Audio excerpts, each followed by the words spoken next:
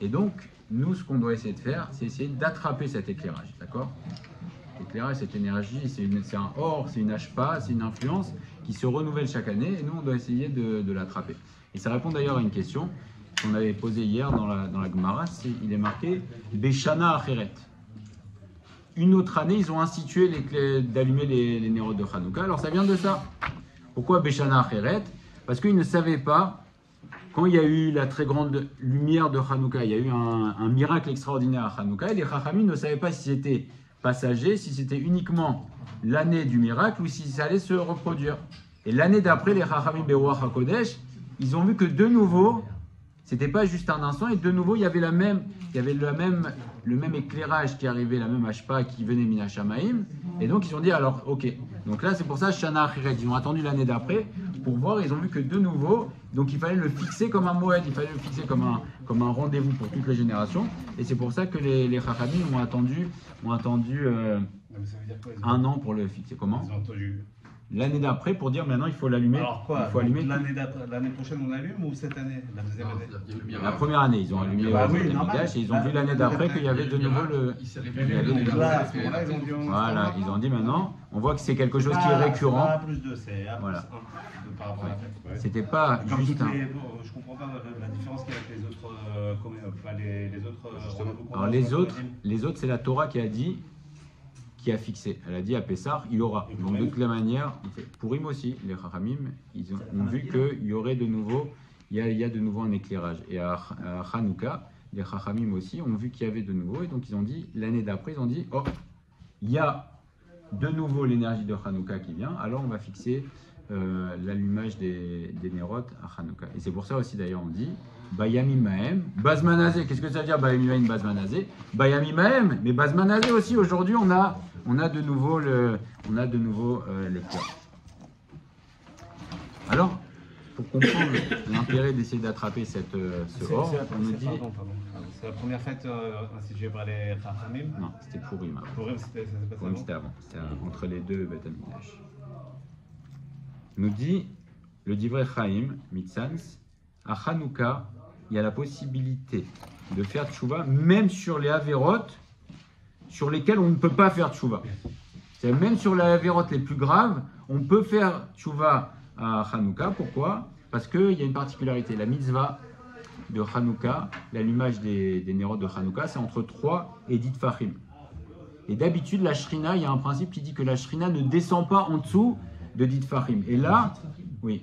Et là, Akadosh Baruch Hu fait descendre la shrina même dans les endroits les plus bas, même en dessous de 10 tfachim, entre 3 et 10, pour dire qu'à Hanouka, même les choses les plus basses, on a la possibilité de se les faire pardonner et de faire tchouva. Et c'est marqué également dans la Gemara que si ta femme, alors on ne va pas développer le sujet, mais en tout cas on dit, si ta femme est petite, alors baisse-toi vers elle. Qu'est-ce que ça veut dire? C'est-à-dire que on doit savoir s'abaisser. Et c'est ce que fait Akadosh Baruch Hu pour nous, c'est un remède à Knesset Israël. Knesset Israël, c'est le Ham Israël. Et donc, quand on est en bas, que fait Akadosh Baruch Hu? Quand on est tout en bas, Hashem Yitbarach descend lui-même vers nous pour nous faire remonter. Et c'est ce qui est marqué également concernant la halacha des Nerot Hanouka. On dit, contrairement à Shabbat, toutes les huiles et toutes les mèches sont valables.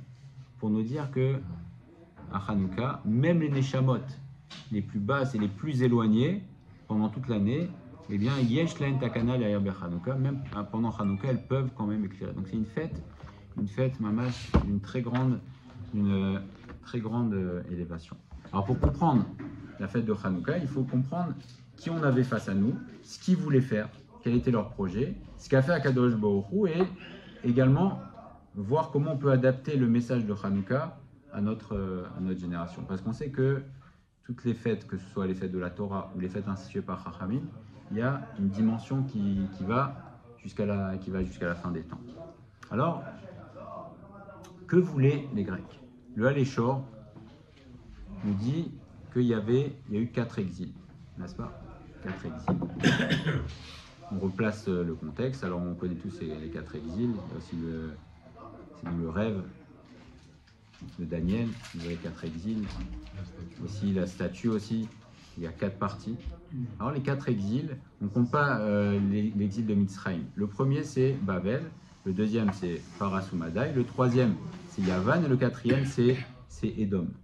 Et chacun vient s'opposer dans une certaine dimension à la révélation d'Akadosh Baruch Hu dans le monde. Le Ham Israël est le peuple qui porte la révélation d'Akadosh Baruch Hu dans le monde. C'est notre but, c'est notre mission. C'est pour ça qu'Akadosh Baruch Hu a dit « Je vous ai choisi vous ». Pourquoi vous avez choisi? Je ne vous ai pas choisi parce que vous êtes les plus beaux, les plus forts, les plus intelligents. Non, je vous ai choisi, vous êtes maintenant le peuple qui porte mon message et qui doit révéler ma lumière dans le monde. Et il y a des forces antagonistes. On sait que toujours face à la Gdusha, il y a toujours de la Touma qui vient. Et donc il y a des forces antagonistes qui viennent, qui s'élèvent régulièrement pour contrer le dévoilement de cette Gdusha. Et donc les exils, ces nations-là, ce sont 4 forces qui viennent s'opposer, chacune dans une certaine dimension, à la révélation de la lumière divine. Le premier, c'est Bavel.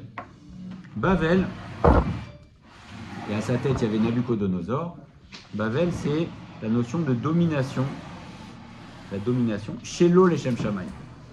Dominer. Nabucodonosor, c'était un conquérant. Il voulait conquérir le monde et il disait « Je domine le monde, Shelo Leshem Shamayim, sans me lier à Kadosh Baruch ». Paras et Madaï, c'était la tava, le désir débridé dans le judaïsme. Il y a de la place pour le désir, le plaisir, mais il faut que ce soit dans un contexte particulier. Par exemple, Shabbat, on dit tu as une mitzvah maintenant de kiffer. Mais attention, c'est dans un contexte et on doit mettre une dimension de l'Eshem Shamayim. Eh bien, les Paras et Madaï, la particularité des Perses, c'était à leur tête, c'était Achashverosh, c'était la Ta'ava, sans limite, assouvir tous ses désirs et tous ses plaisirs sans aucune limite. Et la preuve, c'était le fameux festin qui a duré 6 mois. 6 mois, ils ont fait des richesses, les gens étaient allongés sur des lits en or et ils mangeaient, c'était vraiment une orgie. C'était eux qui faisaient les orgies. Donc ça, c'est la Ta'ava chez l'Eshem Shamayim. Yavan, et c'est de ce dont on va parler, les Grecs, c'était la Chorma chez l'Eshem Shamayim. La Chorma, la sagesse, déconnectée de la source divine.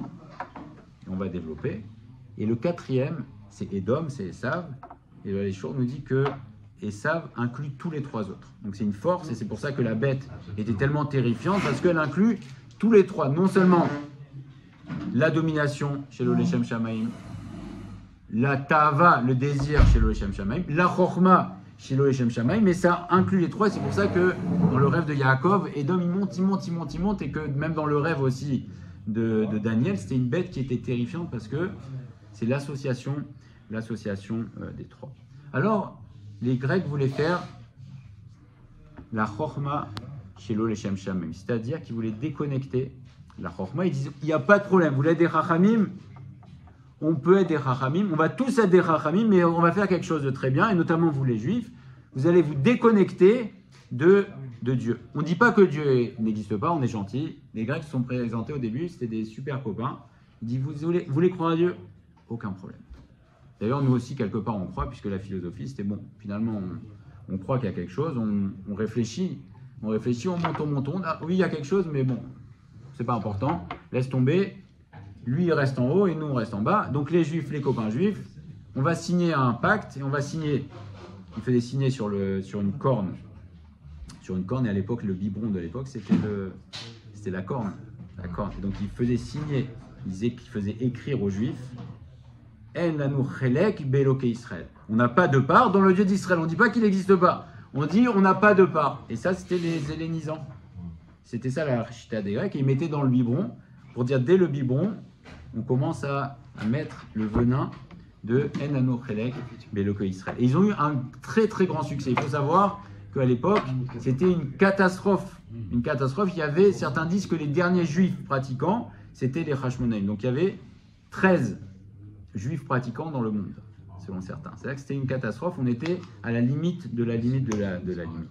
Alors qu'ont fait les Grecs pour arriver à leur fin? Une Coupe du Monde. Qu'ont fait les Grecs pour arriver à leur fin? Eh bien, les Grecs ont fait des xérotes successives Et ils ne se sont pas attaqués au corps. Ils ont fait des xérotes successives sur les choses qui séparent le Ham Israël des autres peuples. Il y a 3 choses particulièrement qui nous séparent des autres peuples. Premièrement, ils ont fait Brit Mila. La Brit Mila, c'est le signe dans le corps qu'on est séparé des autres peuples. Ils ont dit plus de Brit Mila. Deuxième, Rosh Chodesh. Rosh Chodesh, on a un calendrier qui est différent. Et grâce à ce calendrier, donc on peut fixer les Moadim. Et c'est ce qui nous différencie des autres peuples. Ils ont dit plus de Rosh Chodesh. Donc on voit que tout était fait avec une grande intelligence pour le mal. Ils ont dit on enlève Rosh Chodesh parce que c'est ce qui vous différencie des autres peuples. Et nous, on ne veut pas de différence entre les peuples. On veut tous être des Chachamim, mais des Chachamim, il n'y a pas de Dieu. Donc qu'est-ce qu'ils ont dit? Ils ont dit Rosh Chodesh. Troisième, Shabbat. Shabbat aussi, c'est la différence. D'ailleurs, Aman est venu dire à Achashverosh, il lui a dit mais ce peuple-là, mais ils sont fous.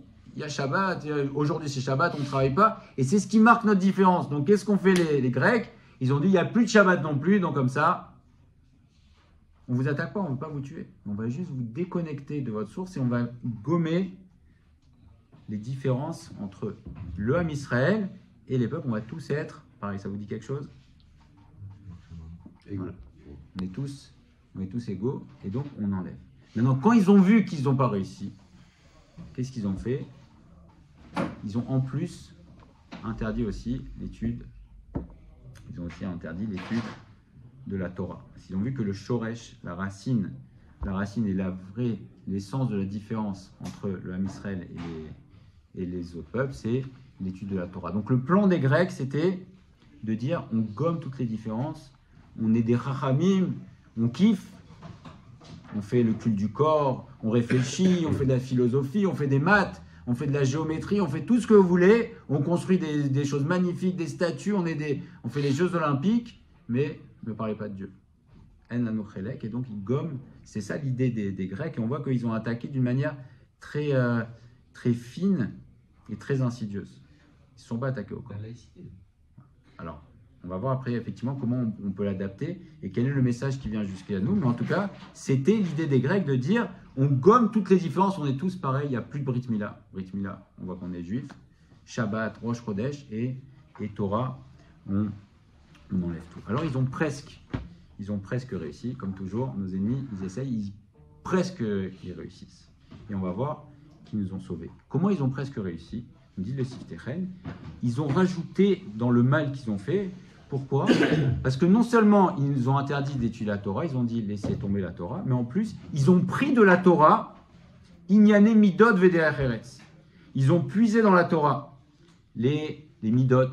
Parce que les Grecs, c'était ceux qui ils faisaient la promotion du comportement, des Midot, du Deacheretz, le bon comportement, la philosophie, les philosophes aussi, ils disent voilà que l'homme doit être élevé. Ils ont copié ça en grec pour montrer, qu'est-ce qu'ils voulaient montrer aux Juifs? Qu'on peut arriver à la perfection, que l'homme peut arriver à sa perfection. Et ça qui était très dangereux chez les Grecs. Et c'est pour ça qu'ils ont eu une telle réussite chez les Juifs. C'est parce qu'ils disaient pas, venez, on va faire n'importe quoi. Non, on va devenir des hommes parfaits, mais sans l'imout Torah. Et donc les Juifs n'ont pas vu arriver Alors bien sûr que les Chachamim disaient attention, comme toujours, mais la majorité n'ont pas vu arriver cette chose insidieuse de dire on va devenir parfait, mais sans l'imout Torah, et ça, c'est un sheker gamour. C'était un mensonge, mais c'était un mensonge très finement amené et qui a attiré quasiment tous les Juifs à l'époque. Et plus que ça, ils ont dit non seulement on va devenir des hommes parfaits, bonne midot, des Eretz, et en plus, ils ont échangé l'étude de la Torah contre l'étude de la Chochma Yévanite. Comment traduire Chochma Yévanite? La sagesse grecque. Et on sait que jusqu'à aujourd'hui, la sagesse grecque, c'est resté. Les Grecs, il faut savoir que les Grecs, ça fait plus de 2000 ans, ça fait 2500 ans, mais jusqu'à aujourd'hui, toute la sagesse qui est fondée sur la sagesse grecque. Les mathématiques, c'est les Grecs, la géométrie, la philosophie, même la Chochma, psychologie, tout est fondé sur la sagesse grecque. Et donc, ils ont dit, on échange l'étude de la Torah, on a quelque chose d'autre de mieux à vous proposer. On a de la sagesse grecque à vous proposer. Vous allez voir qu'on va devenir des hommes parfaits. Mais contrairement aux Romains, ils n'avaient pas de religion. C'était des idolâtres. Ouais, ils avaient un dieu pour Ils chaque. étaient idolâtres. D'accord, la mythologie, elle est basée quand même Voilà, sur la mythologie, Ouais, mais bien c'est sûr. centré sur l'âme. C'est-à-dire que ce qu'on disait l'autre jour, la représentation en fait, de leur Dieu, en fait, était C'est les humaine. mêmes dieux. C'est Les ça. Romains, les Grecs. Non, non, mais c'est pas le point. Oui. Mais c'est Non, son mais les but. Grecs, c'est différent. Ouais, mais si. Il y avait les mêmes dieux. Si, Les si, dieux si. grecs qui étaient transférés en romain. Et par ça, Mercure, Poséidon. qu'est-ce qui s'est passé? Valier d'Ézé, Nidarder, Matsavam, Shal Israël. Il y a eu une descente, une chute de la situation spirituelle du Ham Israël jusqu'à ce qu'il soit arrivé l'idiota à Tartona, jusqu'à la limite extrême. C'est-à-dire qu'on a dit qu'au moment où il y a eu la révolte des Maccabim, c'était la catastrophe. On était à la limite. Veaya, on était à la limite chez Tishtakar, Torah, les Gamrim Israël, Chaz v'Shalom. On était au point où Chaz v'Shalom, la Torah allait être oubliée par le Ham Israël, Chaz v'Shalom. Alors pourquoi c'est Sheker, Gamour, tout ça? Pourquoi c'était un mensonge? Ils ont pris les Midot, ils ont commencé à parler, on va bien se comporter, on va faire le DRX sans limoud de Torah. Pourquoi? C'est du mensonge. Parce que toutes les Midot et tout le moussar, la conduite, la morale, ne vient que de la Torah Akdosha. Et sans la Torah, c'est impossible de les purifier. On va expliquer pourquoi. Parce que Akadosh Baruch Hu dit dans Maseret Kiddushin, Barati Yetzehara ou Barati Torah Tavlin. Toutes les mauvaises midot, ça vient d'où? Tous les mauvais comportements, ça vient du Yetzehara. Et Akadosh Baruch Hu dit, j'ai créé le Yetzehara et j'ai créé comme unique solution, j'ai créé la Torah. Donc s'il n'y a pas ce Tavlin qui est la Torah, alors impossible de le vaincre. Et c'est ça qu'on dit à l'Anissim. Il voulait les Ashkicham Toratecha. Il voulait faire oublier la Torah au Ham Israël. Il voulait donner un remplacement et il mentait. Il disait, vous allez voir, vous allez trouver un substitut à la Torah qui va vous permettre d'arriver à la perfection sans Dieu et sans l'étude de la Torah. Et ils ont dit, on va se comporter selon le Sechel Enoshi. C'est ça les Grecs. Tout était tourné autour de l'homme. La grandeur de l'homme, le culte de la personnalité, le culte du corps, la beauté. Tout était centré sur l'homme et aussi sur l'esprit de l'homme. C'était pas uniquement de dire on va faire les Jeux Olympiques, non, mais aussi on va aussi muscler notre esprit. On va être le Sechel Enoshi. Et donc ils disaient, grâce à l'intelligence humaine, qui est la valeur suprême pour eux, alors on va réussir à faire oublier la Torah. Et ils ont même écrit des sfarim sur Torah Tamidot, sur les midot, sur le comportement. Mais le problème, c'était que la Yédia, la connaissance, était déconnectée du comportement. Il y a la fameuse histoire, très connue d'Aristote, qui était un très grand chacham, qui était le chef des philosophes.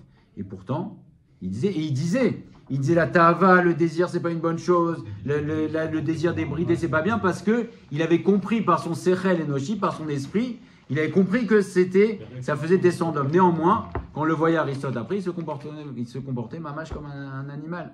On dit, mais qu'est-ce que tu fais, Aristote? Il dit, la yédia, c'est une chose, la connaissance, c'est une chose, mais après, laisse-moi tranquille. Quand je sors de l'amphithéâtre, je redeviens un homme de très bas niveau. Pourquoi? Mais pourquoi c'est comme ça? Il aurait bien voulu certainement changer. Mais parce que c'est impossible de changer le teva. Il y a un teva, il y a une nature dans l'homme. Comme pour les animaux, il y a une nature dans l'homme. Et donc, l'homme, sans la Torah, n'a pas la capacité à changer sa nature. Donc même s'il va essayer, il va réfléchir, il va dire c'est pas bien, et parfois il va réussir. Il va réussir parfois. Aristote, certainement, qui réussissait parfois, il disait « Ah non, ça, c'est pas bien. » Mais tu peux pas aller à l'encontre complètement de ta nature tout le temps. Tu peux pas tout le temps être contre nature. Donc, qu'est-ce qui se passait? Alors, ils arrivaient de temps en temps à se supplanter par leur réflexion. Mais à la fin, ils revenaient toujours au même point, c'est que ils retombaient dans leur midote, parce que l'esprit humain ne suffit pas à contrôler le corps et à contrôler les passions. Et donc, eux, ils restaient avec leur ta'ava, leur désir à l'intérieur, un étoile qui était dans le cœur, et ils n'arrivaient pas à l'extirper. Et la seule manière d'extirper les mauvaises midotes, c'est l'étude de la Torah. Parce que la Torah n'est pas uniquement Sechel Enoshi. c'est que la Torah a la capacité, oui, à changer les midot de l'homme et à changer la nature de l'homme. Donc il y a une partie où on va faire des efforts, c'est vrai, mais il y a une partie qui dépasse l'esprit humain, qui fait que l'homme qui va étudier la Torah, eh bien, à la fin, ça va changer profondément sa nature, oui. On ne dit pas que c'est le rapport au divin qui permet cette mutation et pas la Torah. La Torah, elle peut s'étudier comme une science, comme Aristote, mais c'est le rapport c'est notre rapport à la peur de l'espoir, la peur de la punition, la peur de la maba, ou même la volonté de plaire. Très bien.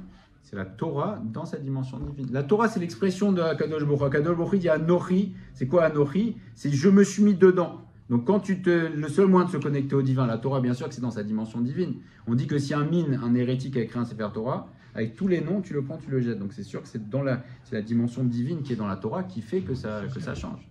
Oui, bien sûr que c'est la Torah dans sa dimension divine et dans son lien. C'est ça l'Echem Shamaim. Les Grecs, ils disaient faites ce que vous voulez, mais il n'y a pas de l'Echem Shamaim. Il n'y a pas de connexion avec Dieu. Donc quand tu appréhendes la Torah avec sa dimension divine, alors ça te change profondément. Et donc c'est pour ça que c'était un sheker. Il disait on va devenir parfait. C'est impossible de devenir parfait avec autre chose que la Torah, parce que la Torah, c'est Akadosh Baruch Hu qui, par le fait qu'on se relie à lui, par le biais de la Torah, quand on dit que les Avot, la Torah, ils avaient compris la Torah, c'était la même démarche que Aristote. C'est-à-dire qu'ils sont arrivés par leur séchel, sans avoir de dévoilement, à comprendre qu'il y a quelque chose, par leur intelligence, ils sont arrivés à comprendre certaines règles, et ils ont mis ça en rapport au divin. Ils ont compris que c'était Dieu qui créait, Dieu qui faisait, Dieu qui était omniprésent. Effectivement. Alors Abraham Avinu, on dit qu'il avait un Sechel Yachar, il avait un esprit droit, qui fait qu'il est arrivé aux bonnes conclusions, ce qui n'a pas été le cas des Grecs. Et depuis la révélation du Sinaï, c'est interdit de faire ce travail-là. Nous dit le Maharal, aujourd'hui on n'a pas le droit, pour la simple et bonne raison qu'on n'est pas capable de le faire, et qu'en plus Akadosh Baruch Hu a changé l'ordre des choses. Jusqu'à Abraham, il n'y avait pas d'autre moyen, il fallait qu'il y ait un Abraham qui vienne et qui fasse ce travail avec son esprit droit et qu'il arrive aux bonnes conclusions. Mais à partir du moment où Akadosh Baruch Hu s'est révélé au Sinaï, on n'a pas le droit de faire ce travail. On a accepté, Akadosh Baruch Hu s'est dévoilé, et donc maintenant on doit le trouver à travers la Torah. On n'a pas le droit de faire le travail de Abraham parce qu'on n'y arrivera pas, on arrivera à des fausses conclusions, et c'est ce qu'ont fait les Grecs. Ils ont réfléchi, mais étant donné qu'ils n'avaient pas l'esprit yachar droit comme Abraham Avinu, ils ne sont pas arrivés aux bonnes conclusions. Et donc on était face à un danger terrible parce qu'ils nous vendaient des zircons pour des diamants. Et ça brillait, et tous les juifs se sont fait attraper, et ils ont presque réussi leur coup. Et qu'est-ce qui s'est passé? À ce moment-là, Richem Alem Hashem Bar. C'est Akadosh Baruch Hu qui avait pitié de son peuple. Parce qu'on était dans le rocher, c'est ça le rocher, on était dans l'obscurité. Il nous avait embrouillé la tête, il nous a dit regardez, vous allez avoir du ta'anoug, en plus vous allez kiffer. Regardez, vous allez devenir des hommes, comment on dit, lumineux, la beauté, l'esprit humain. Et donc Akadosh Baruch Hu a eu de la peine pour l'homme Israël. Et là, à ce moment-là, il a donné cet éclairage de cette lumière qu'on retrouve à Hanouka, du Or HaGanuz. Et le Or HaGanuz, on a dit que c'est dans la Torah. Dans la Torah, il a éclairé, il a donné un cadeau du Or HaGanuz, de cette fameuse lumière qu'il a cachée dans la Torah Akdosha, à l'époque des Hashmonaïm, pour que le Ham Israël puisse se réveiller. Et ce Or HaGanuz a la particularité, comme on le disait hier, non seulement c'est le Or qui permet de voir d'un bout du monde à l'autre, mais un esprit droit, et en plus ça donne du kiff dans la Avodat Hashem. Et donc ça a redonné du plaisir, du ta'anouk dans la Avodat Hashem, parce que le risque des Grecs, c'est qu'ils vendaient des choses, ils disaient venez, ils ne te disaient pas tu vas rester étudier de la philosophie tout le temps, non, on va kiffer les Jeux Olympiques, on va réfléchir, tout, il y avait un pack qui vendait, qui était un pack apparemment lumineux, mais en fait qui était le plus grand rocher. Et c'était le plus grand danger. Akadosh Baruch Hu donc, nous a donné la solution. Oui. Et finalement, la démarche des Grecs, elle s'est perpétuée. On peut penser que l'émancipation des Juifs, tout ce qui a été fait c'est en réalité une poursuite de la démarche des Grecs. Très bien. Alors ça, effectivement, ça, on va voir par la suite comment le message de Hanouka est véhiculé jusqu'à aujourd'hui. Donc Akadosh Baruch Hu a donné l'éclairage de Or HaGanuz, et ce Or HaGanuz-là, au moment où on allume les nérodes de Hanouka, il se dévoile très fortement, et c'est pour ça qu'à ce moment-là, on doit se renforcer dans l'étude de la Torah. réfléchir aussi au message qui a été véhiculé par les Grecs. Et à ce moment-là, pendant Hanouka, et particulièrement au moment de la demi-heure de l'allumage des Nérotes, alors il y a le Or Haganuz. On a dit hier que qui se lève, c'est casse. Akadosh Baruch Hu, il a caché, lève la Medvav, cette lumière qui s'est dévoilée, la Gematria de la Medvav, c'est 36. Cette lumière qui s'est dévoilée pendant 36 heures au début de la création du monde, Akadosh Baruch Hu l'a cachée, casse la Medvav, il a caché dans le mois de Kislev. Et d'ailleurs, on allume 36 Nérotes. 36 Nérotes comme les 36 heures où a éclairé le Or Haganuz. Donc c'est l'occasion de se renforcer et de reprendre de la lumière. Et effectivement, maintenant, comment on adapte le message de Hanouka à notre époque? On a dit que Esav, la galoute de Esav, il a les trois. Donc il y a bien sûr cet esprit. Et quel est le mot qui résume l'esprit des Grecs? C'est un rouar d'assimilation. C'est les Grecs, c'est l'assimilation. Et dans toutes les générations, quand tu vas retrouver effectivement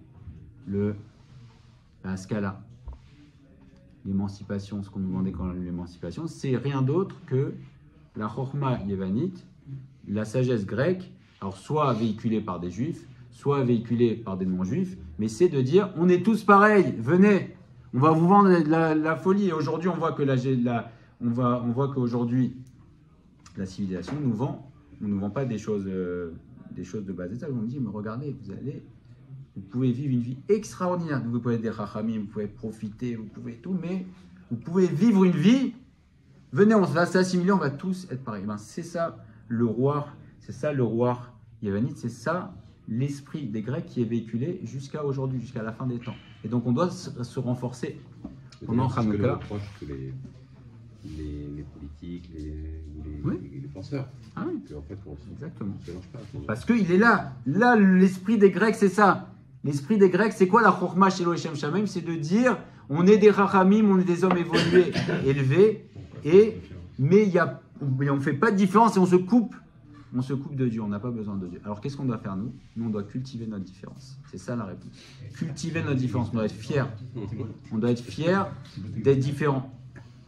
Et c'est ça qui fait notre spécificité. Akadosh Baruch Hu nous a dit, c'est quoi la Havdalah? À Mavdil, Ben Kodesh, Lechol. On doit cultiver notre différence. C'est ce que voulaient les Grecs, enlever les différences. Ils n'ont pas voulu nous tuer au début. Quand ils ont vu qu'ils n'ont pas réussi, alors ils sont passés à la guerre. Mais au début, c'était on gomme toutes les différences, on est tous pareils. Il n'y a pas de juifs, il n'y a pas de non-juifs, c'est tout le monde pareil, on est tous des rachamim. Et il n'y a plus de Dieu. Il y a Dieu, mais chacun sa place. Nous, on est en bas. C'est l'homme qui est l'essentiel. Et Dieu, on le laisse à sa place. Alors nous, on doit dire non. C'est ça l'esprit de Hanouka. C'est de dire que non. On est différent. On cultive notre différence. On transmet à nos enfants qu'on est différent. Ça ne veut pas dire qu'on on doit véhiculer un message de supériorité. C'est qu'on est un peuple qui a été séparé. Et Akadosh Baruch Hu nous a choisi pour porter son message jusqu'à aujourd'hui. Donc ça passe par le fait d'éduquer nos enfants dans des bonnes valeurs, dans les valeurs juives. Ne pas se laisser aller aux valeurs non juives.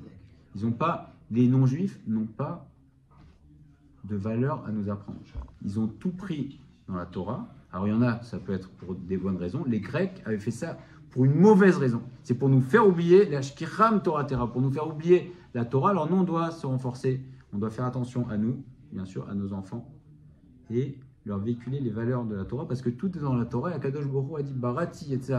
Barati Torah Tavlin. Il n'y a pas d'autre moyen d'arriver à la perfection de l'homme et à évoluer, à faire changer sa nature, et donc à être heureux, que par le biais de la Torah. Donc c'est l'occasion de réfléchir. Hanouka, c'est de se mettre devant les Nérotes et de réfléchir à ces messages-là. Ce qu'ont voulu faire les Grecs, et ce rouar, cet esprit des Grecs, il vient jusqu'à la fin des temps et jusqu'à aujourd'hui, puisque l'exil de Esav, il inclut tout. Et notamment, il y a aussi l'esprit grec, et cet esprit grec, c'est l'assimilation. Et donc nous, on doit dire non, on ne veut pas s'assimiler, on veut rester juif, on est fiers d'être juif, on a nos valeurs. Et le Ham Israël, quand il reste fidèle à ses valeurs, alors il est hors la goïm. Les Grecs ont voulu nous obscurcir, mais nous, on a vocation à être hors la goïm, parce que le hors, c'est uniquement dans la Torah.